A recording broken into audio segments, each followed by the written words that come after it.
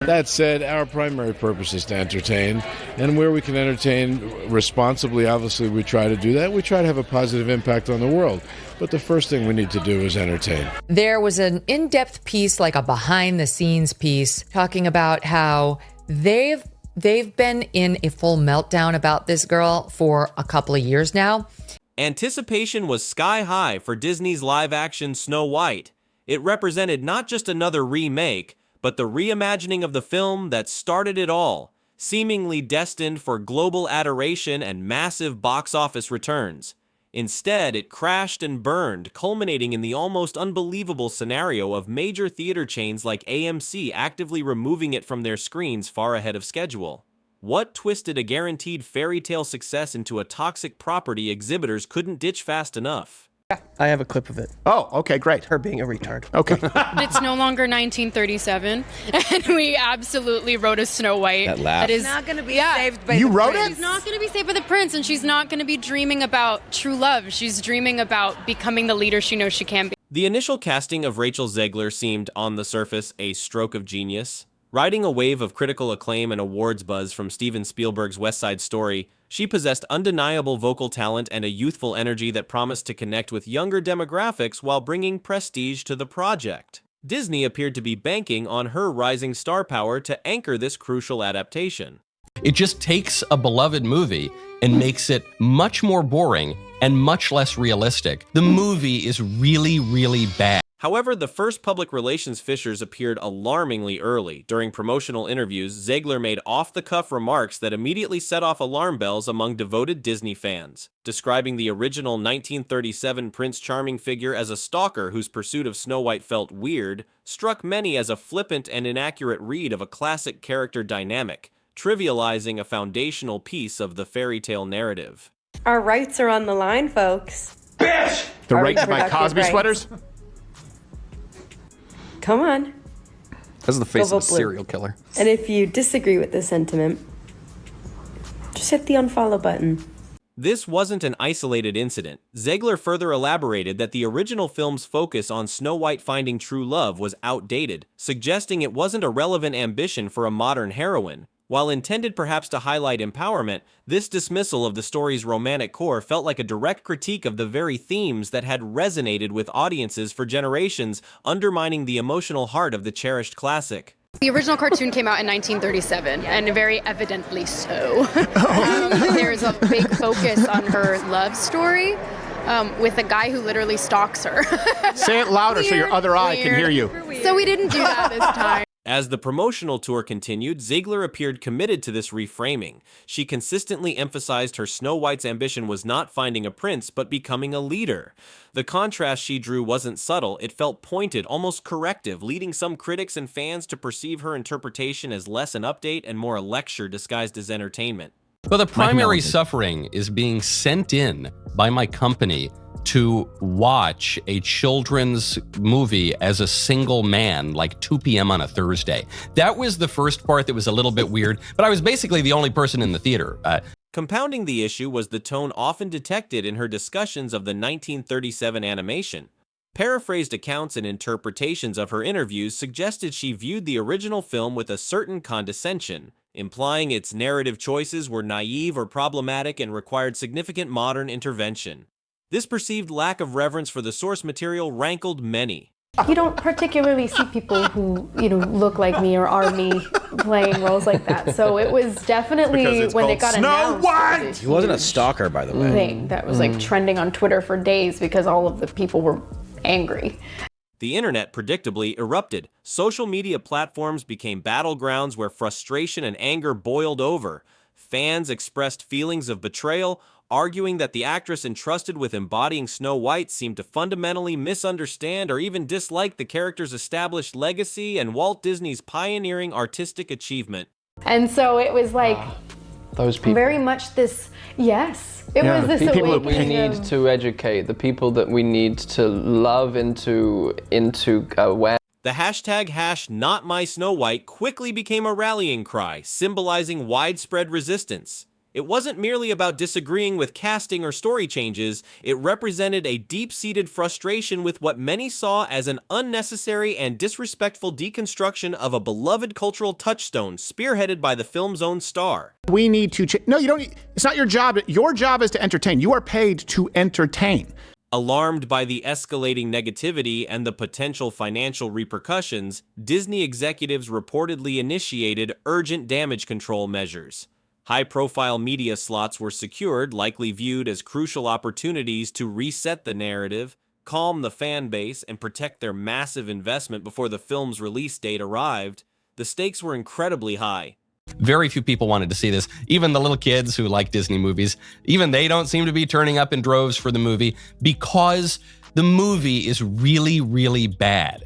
A widely discussed pivotal moment allegedly unfolded during one such appearance, frequently associated with the daytime talk show, The View.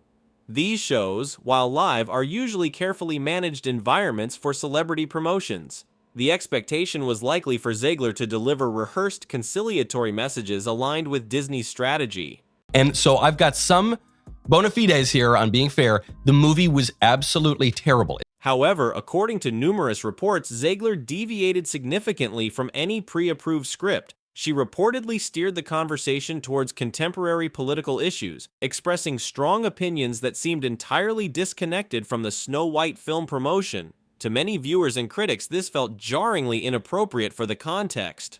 In every way that the movie differed from the beloved 1937 original, it was worse. As hosts and producers allegedly attempted to gently redirect her back towards the film and the intended promotional message, Zegler purportedly resisted. She seemed determined to voice her personal viewpoints, doubling down on statements that further inflamed the controversy and reinforced the perception of her clashing with the project's needs.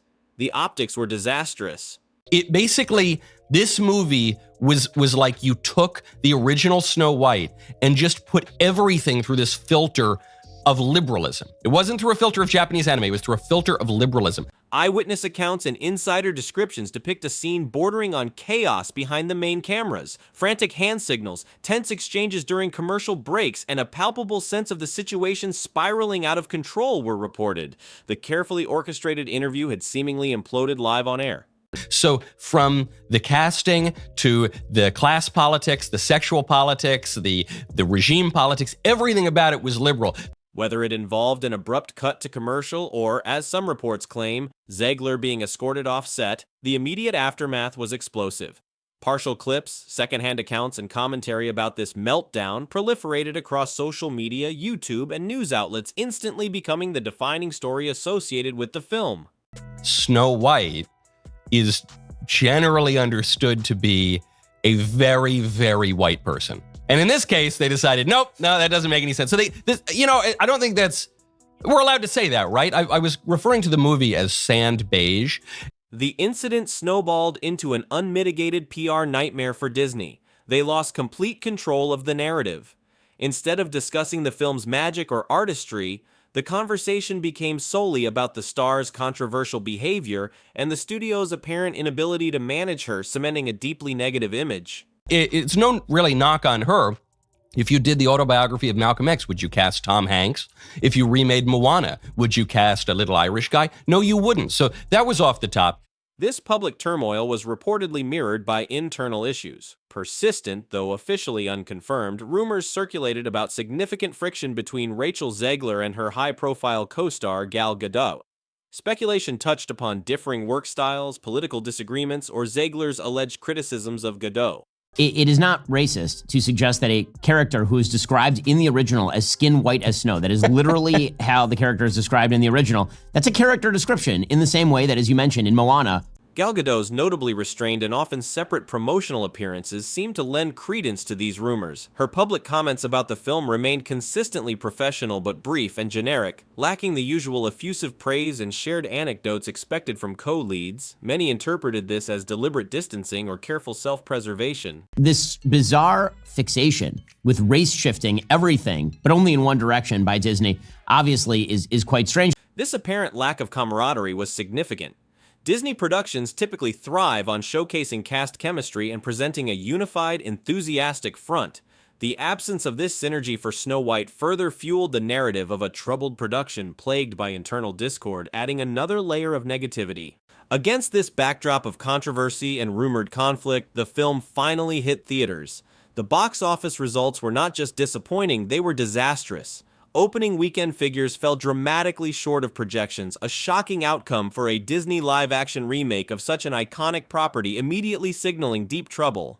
Reports painted a grim picture of cavernously empty auditoriums across the country. Families, typically Disney's reliable core audience, seemed to be actively boycotting the film. The negative press, Zegler's polarizing comments, and the meltdown narrative had effectively poisoned the well, turning potential viewers away in droves. For theater owners, the situation quickly became a painful financial calculation.